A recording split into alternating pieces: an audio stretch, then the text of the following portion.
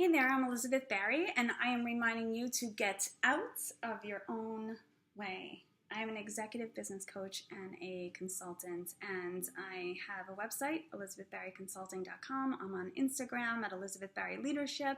I post a ton of articles on LinkedIn. I have a Facebook business page and a Beyond Ego Facebook group, a podcast coming out.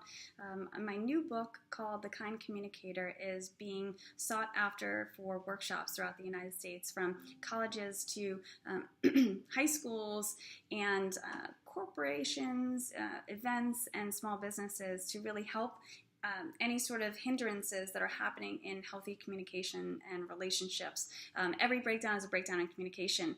And until we face the ways in which we are carrying patterns, triggers, reactions versus responses, eyes rolling, hands folded, mannerisms, demeaning emails, long drawn out emails, not getting to the point, speaking over people, interrupting people at meetings, being on your phone at meetings, not acknowledging your team as a boss, being a boss in your ego, being an employee who has an ego or an attitude.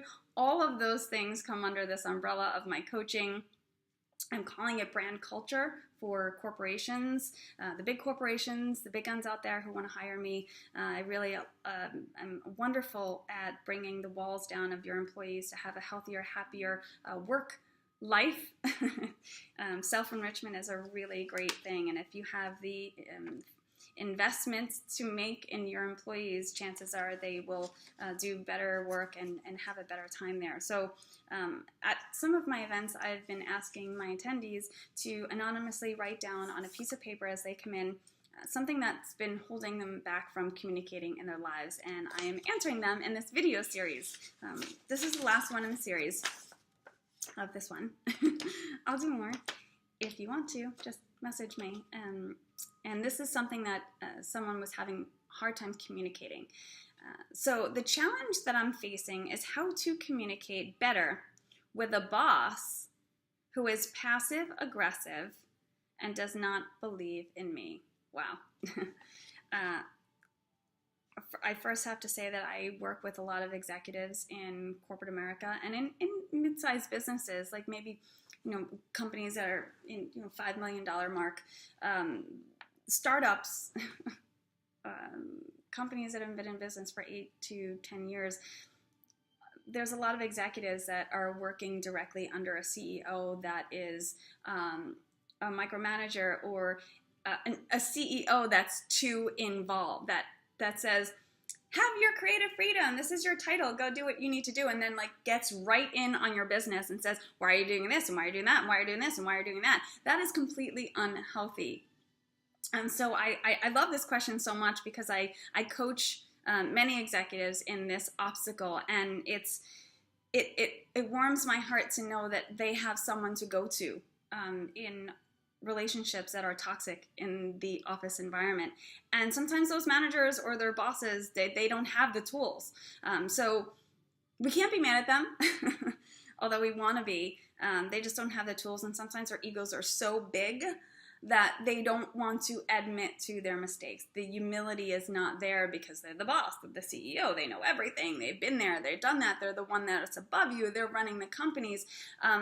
There's a lot of obstacles out there with bosses that are in the controlling, the micromanaging, the too involved CEO. They're leading with fear. They're leading with fear-based leadership. And what happens with fear-based leadership is that you are not empowering people to do their best. You want to be the leader. I had this opportunity to coach a team, and the CEO said to me, I want everyone to be like in my community, and I want to be the one to have all the answers. I want to empower them. Well, the entire office is in a toxic mess, but he wants to be the one to empower them, and he doesn't have those talents. He doesn't have those skills, and he's having a hard time hiring someone or bringing someone in because it's his own insecurities that he's not going to be that person who is the empowering person. But guess what? You don't have to be. You're the boss. You're the CEO. You're looked at as the guy running a business, the guy who created the business. That's fucking awesome in itself. You don't have to be everything, because when you're everything to everyone, you're nothing to no one. So if you're a boss out there and you're finding that this might be you, you might be passive aggressive. You might not. You might know that you're setting off a bad example to your employees. Stop that. Hire me. Hire another coach that'll come in and help you with your own communication patterns, or bring someone in to work with your employees. So the idea when you're facing a boss that doesn't believe in you, doesn't acknowledge you, that is passive aggressive, it sounds like there's a relationship that has blurred lines, right? Sometimes we're really close, especially in the small business. We're really close to our bosses or the people at work. And those blurred lines make it easy for this boss to treat you like they would their wife or their kid or their friend. And they can be kind of mean and judgy and just not nice. But they feel like they can because you're so close. So those blurred line relationships are the ones that really, when this happens, it's very difficult. Know that you cannot control this person. You cannot control this boss. You can only control yourself. When they're being passive aggressive or where they're not believing in you, I would work on you. And here's how. Work on your breath, first of all. Breathe, smile, pause, and listen.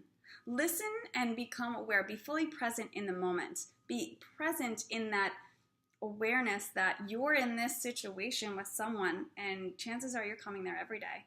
You might work 9 to 5, you might work longer hours, shorter hours, full-time, part-time. But if you're in that situation, I challenge you to be aware in every single moment, because work-life balance is huge. Life balance, quality of life is huge, whether you're in your 30s, 40s, 50s, 60s. I don't care how old you are. If you're not enjoying your life, if you're not enjoying your career or the atmosphere or the aura that's created within your work life, then you have a choice to not work there anymore and to do something about it. Anything is possible. And I say this freely. I don't have kids. I'm not married. I don't have a mortgage or a car, and I understand that all of those things are very hindering, but I do believe that you can make choices to not be in certain environments, because quality of life is really important, and we only have one life in this body, and I want you to be happy and healthy. So listen in those moments and just start becoming aware. And the more you start becoming aware and listening, you'll go through a month or 2 months where you're like, oh my God, this is really happening. Am I allowing myself to be here, right? Speak your truth, speak your mind. Don't fight with someone who's passive aggressive, because you're never going to win. They're manipulative, they're narcissistic, they're ego-filled. You don't want to play into that, because it's just a game. It's a game that you're not going to win. Don't take it personally. If someone is passive aggressive or they don't believe in you and they're your boss, don't take it personal. Go there, do your job, do your best job, and don't expect to get acknowledged by everyone. This is like a therapeutic moment for you right now. Get that acknowledgement from somewhere else in your life. Go get a manicure, go take a run, go to a movie, escape for 2 hours in a movie, go home and see your dog. That's acknowledgement. We don't need acknowledgement all the time from every single person in our lives. And I understand that you would want that from your boss. And when I didn't have acknowledgement, I worked, when I was young, I worked in corporate America in publishing. And my 2 jobs, my bosses gave me all the tools, and then they became really jealous of me. They're mean, nasty, jealous women. They were my mentors, and then they became jealous of me. And I didn't know how to deal with it, but I just left. I don't put up with anybody's bullshit. So just don't take it personally and work on yourself. Take the emotion out of the equation, because when you take the emotion out of the equation, what are you left with? Reality. The reality of the situation is as such. Don't be like, oh my God, she said that. Oh my God, he said that. Oh, he didn't do this. He didn't do this. That's emotion. What's reality? What's reality is this person is acting this way and thinks they can act this way and does act this way, and they're my boss. So I just have to comply. And the trickle-down theory is in full effect because that's affecting you. It might be affecting other employees. It might ultimately affect your work and the clients and the customers. So be aware of that. Don't look at it as a disappointment, because again, it's expectations, right? We don't want to go to a certain situation and be like, I wonder if he's going to acknowledge me today. No, he's not going to acknowledge you. He didn't acknowledge you yesterday, last month, last year. So don't go in expecting something to happen and then allow yourself to get down about it and to be upset about it, because you already know that that's the place. So ultimately choose what you want to do with the situation, and don't go in expecting something that's not going to happen, because you're going to play the victim and you're going to be unhappy and you're going to complain about it, you're going to be negative about it, you're going to carry the weight. And my ultimate advice for any situation like that, just because I have the cojones to do it and to tell you, is that just be real. All emotion aside, the reality of the situation may be toxic. The reality of the situation may be that you have an opportunity and an option to go elsewhere with your career, with your expertise, and with your knowledge and wisdom. And we don't often have to be in situations anymore where we feel like it's we're chained and shackled. I think one of the biggest things, I have a quote in my Beyond Ego mantra. It's all about, being shackled to the past. Like anyone, there was a quote, I'm trying to think about it now, like anyone with chains, sometimes they're just imaginary chains. We just think that they're there, but we are free. Every day we have our breath. We wake up with our eyes, our ears. We're so grateful to have our eyes, our ears, our taste bud, our smell.